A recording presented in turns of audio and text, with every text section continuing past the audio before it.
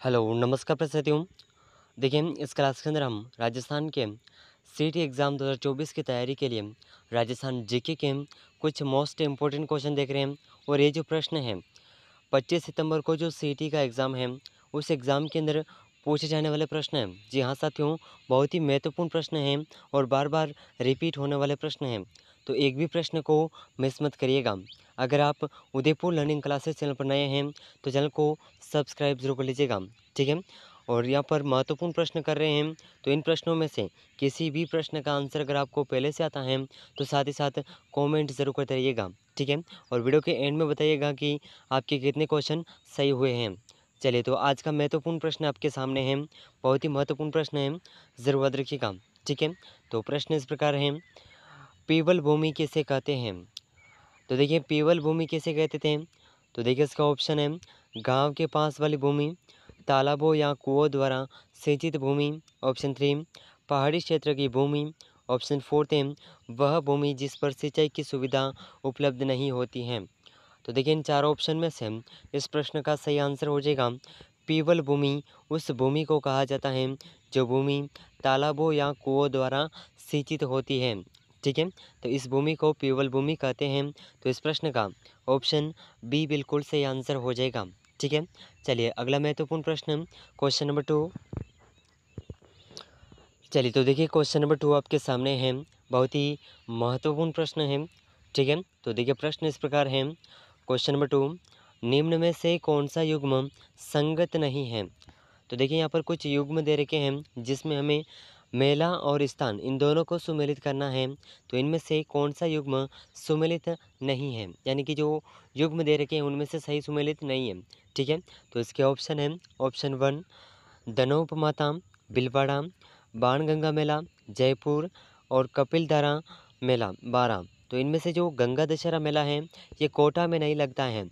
ये कहाँ पर लगता है, कामा भरतपुर में। कहाँ पर लगता है, कामा भरतपुर, ठीक है। ज़रूर याद रखिएगा, बहुत ही महत्वपूर्ण प्रश्न है। चलिए, तो अगला महत्वपूर्ण प्रश्न, क्वेश्चन नंबर 3, बहुत ही महत्वपूर्ण प्रश्न।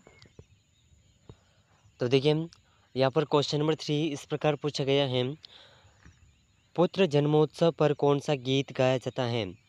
तो देखिए, पुत्र के जन्म के उत्सव पर कौन सा गीत गाया जाता है, ये इस क्वेश्चन के अंदर पूछा गया है। तो देखिए, इसका ऑप्शन है, ऑप्शन 1 होलर, ऑप्शन 2 हरजस, ऑप्शन 3 बंदावा, ऑप्शन 4 है पटेलिया। तो देखिए, इन चारों ऑप्शन में से पुत्र के जन्मोत्सव पर जो गीत गाया जाता है ये गीत कौन सा है। तो इसका सही आंसर हो जाएगा ऑप्शन 1 होलर गीत गाया जाता है। कौन सा गीत, होलर गीत, ठीक है। तो ऑप्शन 1 इसका बिल्कुल सही आंसर हो जाएगा, ठीक है। चलिए, तो अगला महत्वपूर्ण प्रश्न है, क्वेश्चन नंबर 4। तो देखिए, क्वेश्चन नंबर 4 आपके सामने है। बहुत ही महत्वपूर्ण प्रश्न है, ज़रूर याद रखिएगा, ठीक है। तो प्रश्न इस प्रकार है, उगमराज किस ख्याल के प्रसिद्ध कलाकार थे। तो देखिए, उगमराज किस ख्याल के प्रसिद्ध कलाकार थे, ये इस क्वेश्चन के अंदर पूछा गया है। तो देखिए, इसका ऑप्शन है, ऑप्शन नंबर 1 शेखावटी ख्याल, ऑप्शन 2 कुंचामनी ख्याल, ऑप्शन 3 अली बख्शी ख्याल, ऑप्शन 4 है कन्हैया ख्याल। तो देखिए, इन चार ऑप्शन में से उगमराज जिस ख्याल के प्रसिद्ध कलाकार थे यह ख्याल है कुंचामनी ख्याल। तो ऑप्शन बी इस प्रश्न का बिल्कुल सही आंसर हो जाएगा, ठीक है। ऑप्शन बी ज़रूर याद रखिएगा। चलिए, तो अगला महत्वपूर्ण प्रश्न, क्वेश्चन नंबर 5, बहुत ही महत्वपूर्ण प्रश्न है। चलिए, तो देखिए, बहुत ही महत्वपूर्ण प्रश्न पूछा गया है, क्वेश्चन नंबर 5। सामंतों द्वारा बनवाए गए दुर्ग का सिरमौर किस दुर्ग को कहा जाता है। तो देखिए, सामंतों द्वारा बनवाए गए दुर्ग को कहा जाता है। तो देखिए, इसका ऑप्शन है, ऑप्शन 1 भानगढ़ का किला, ऑप्शन 2 कुंचामन दुर्ग, ऑप्शन 3 फतेहपुर दुर्ग, ऑप्शन 4 है शाहबाद का किला। तो देखिए, इनमें से जो इस प्रश्न का सही आंसर है, ठीक है, सामंतों द्वारा बनवाए गए दुर्गों का सिरमौर, ठीक है। अगर पूछा जाए कि दुर्गों का सिरमौर किसे कहा जाता है तो ये ऑप्शन है, ऑप्शन बी कुंचामन दुर्ग को, ठीक है। तो ऑप्शन बी बिल्कुल सही आंसर है, ज़रूर याद रखिएगा, ठीक है। चलिए अगला महत्वपूर्ण प्रश्न क्वेश्चन नंबर 6। तो देखिए क्वेश्चन नंबर 6 आपके सामने है, सुंदर विलास के रचयिता किसके शिष्य थे। तो देखिए सुंदर विलास के रचयिता किसके शिष्य थे। तो इसका ऑप्शन है सुंदरदास, संत रेदास, संत जाम्बोजी, दादू दयाल। तो इन चारों ऑप्शन में से सही आंसर हो जाएगा सुंदर विलास के रचयिता सुंदरदास जी के शिष्य थे। तो ऑप्शन 1 बिल्कुल सही आंसर हो जाएगा। ठीक है। चलिए अगला महत्वपूर्ण प्रश्न है क्वेश्चन नंबर 7। तो देखिए क्वेश्चन नंबर 7 आपके सामने है, बहुत ही महत्वपूर्ण प्रश्न है, निम्न में से किसकी स्थापना चेकोस्लोवाकिया की सहायता से की गई। तो देखिए यहाँ पर किसकी स्थापना है जो चेकोस्लोवाकिया की सहायता से की गई है। तो देखिए इसके ऑप्शन है, option 1 Hindustan machine tools, option 2 Hindustan copper limited, option 3 Hindustan zinc limited, option 4 है सांबर साल्ट लिमिटेड। तो देखिए इन चार ऑप्शन में से जिसकी स्थापना चेकोस्लोवाकिया की सहायता से की गई यह है हिंदुस्तान मशीन टूल्स। ऑप्शन 1 बिल्कुल सही आंसर हो जाएगा। ठीक है, ऑप्शन 1 इस प्रश्न का बिल्कुल सही आंसर हो जाएगा, तो ज़रूर याद रखिएगा। चलिए तो अगला महत्वपूर्ण प्रश्न है क्वेश्चन नंबर 8। तो देखिए क्वेश्चन नंबर 8 आपके सामने है, बहुत ही महत्वपूर्ण प्रश्न है, मेवाड़ टेक्सटाइल्स मिल्स की स्थापना स्थित है। तो देखिए अगर इसकी मेवाड़ टेक्सटाइल मिल्स की स्थापना अगर पूछी जाए तो इसकी स्थापना 1938 ईस्वी में की गई थी।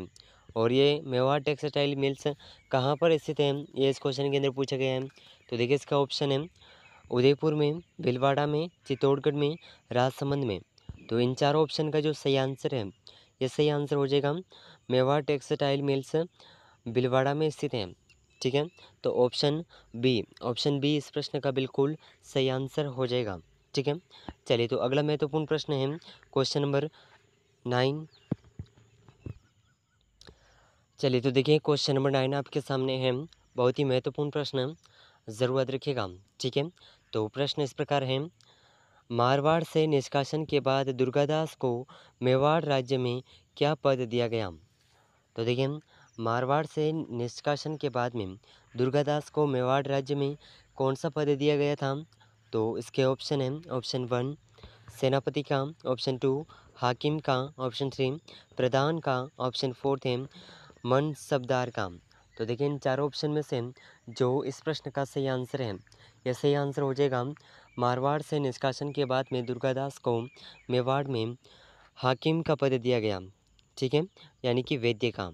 तो ऑप्शन 2 इस प्रश्न का बिल्कुल सही आंसर हो जाएगा। ठीक है, ज़रूर याद रखिएगा, बहुत ही महत्वपूर्ण प्रश्न है। ठीक है। चलिए तो अगला महत्वपूर्ण प्रश्न है क्वेश्चन नंबर 10, बहुत ही महत्वपूर्ण प्रश्न है, ज़रूर याद रखिएगा।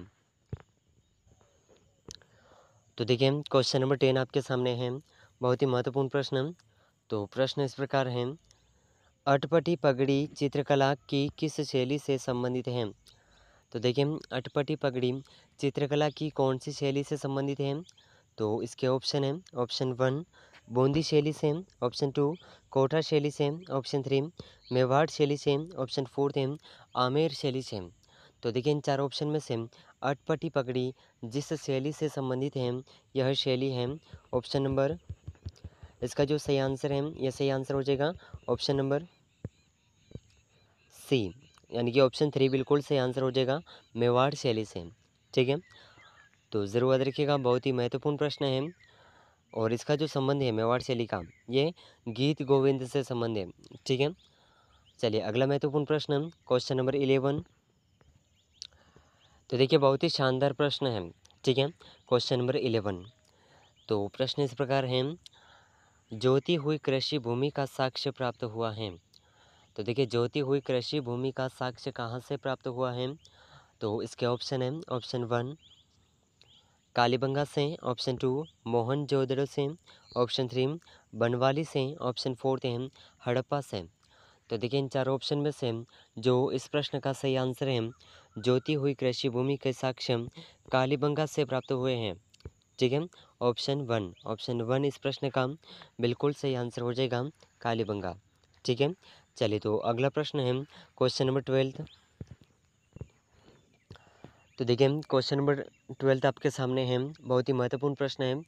तो प्रश्न इस प्रकार है, मानगढ़ नरसंहार किस वर्ष में हुआ? तो यहाँ पर वर्ष लिख रखा है, तो यहाँ पर आएगा वर्ष। ठीक है, तो इसके ऑप्शन है 1911 में, ऑप्शन 2 1912 ईस्वी में, ऑप्शन 3 1913 ईस्वी में, ऑप्शन 4 है 1914 ईस्वी में। तो देखिए इन चार ऑप्शन में से जो इस प्रश्न का सही आंसर है, यह सही आंसर हो जाएगा मानगढ़ नरसंहार 1913 ईस्वी में हुआ था, 17 नवंबर 1913। ठीक है, तो ऑप्शन 3 बिल्कुल सही आंसर हो जाएगा, ऑप्शन 3। ठीक है, ज़रूर याद रखिएगा। चलिए तो अगला महत्वपूर्ण प्रश्न है क्वेश्चन नंबर 13। चलिए तो देखिए क्वेश्चन नंबर 13 आपके सामने है, बहुत ही महत्वपूर्ण प्रश्न है, ज़रूर याद रखिएगा। ठीक है, तो देखिए प्रश्न इस प्रकार है, राजस्थान में लोकनायक के नाम से किन्हें जाना जाता है? तो देखिए राजस्थान में लोकनायक के नाम से किसे जाना जाता है? तो इसके ऑप्शन है, ऑप्शन 1 मोहनलाल सुखाड़िया को, ऑप्शन 2 हीरालाल शास्त्री को, ऑप्शन 3 है जयनारायण व्यास को, ऑप्शन 4 है हरिदेव जोशी को। तो देखिए राजस्थान में लोकनायक के नाम से जिन्हें जाना जाता है, ये हैं जयनारायण व्यास, ऑप्शन 3। ऑप्शन 3 इस प्रश्न का बिल्कुल सही आंसर हो जाएगा। ठीक है, चलिए अगला महत्वपूर्ण प्रश्न है क्वेश्चन नंबर 14। चलिए तो देखिए क्वेश्चन नंबर 14 आपके सामने है, बहुत ही महत्वपूर्ण प्रश्न है, ज़रूर याद रखिएगा। ठीक है, तो 1734 ईस्वी में आहूत हुरडा सम्मेलन की अध्यक्षता की। तो देखिए 1734 ईस्वी में आहूत यानी कि हुरडा सम्मेलन की जो अध्यक्षता है, ये करने वाले कौन हैं? तो इसके ऑप्शन हैं, ऑप्शन 1 सवाई जय सिंह, जोरावर सिंह, दुर्जन साल और जगत सिंह। तो इसका सही आंसर हो जाएगा 1734 ईस्वी में आहूत यानी कि हुरडा सम्मेलन की अध्यक्षता करने वाले हैं जगत सिंह, ऑप्शन 4 इस प्रश्न का बिल्कुल सही आंसर हो जाएगा। ठीक है, ऑप्शन 4। चलिए तो अगला महत्वपूर्ण प्रश्न है क्वेश्चन नंबर 15। तो देखिए क्वेश्चन नंबर 15 आपके सामने है, राणा सांगा के पिता का नाम क्या था? तो देखिए राणा सांगा के पिता का नाम क्या था? तो इसके ऑप्शन हैं, ऑप्शन 1 महाराणा क्षेत्र सिंह, ऑप्शन 2 महाराणा तेज सिंह, ऑप्शन 4 हैं ऑप्शन 3 है महाराणा रायमल, ऑप्शन 4 है राणा मोकल। तो देखिए इन चार ऑप्शन में से जो इस प्रश्न का सही आंसर हो जाएगा, राणा सांगा के पिता का नाम था महाराणा रायमल। ठीक है, तो ऑप्शन सी इस प्रश्न का बिल्कुल सही आंसर हो जाएगा, ऑप्शन सी। ज़रूर याद रखिएगा, बहुत ही महत्वपूर्ण प्रश्न है। ठीक है, तो उम्मीद करते हैं कि ये प्रश्न आपके लिए बहुत ही हेल्पफुल साबित रहेंगे। अगर आप उदयपुर लर्निंग क्लासेस चैनल पर नए हैं तो चैनल को सब्सक्राइब जरूर कर लीजिएगा। ठीक है, और सीईटी से संबंधित महत्वपूर्ण प्रश्नों की क्लासेस पाने के लिए हमारे साथ जुड़े रहिएगा। मिलते हैं अगले महत्वपूर्ण प्रश्नों में, तब तक के लिए जय हिंद, जय भारत।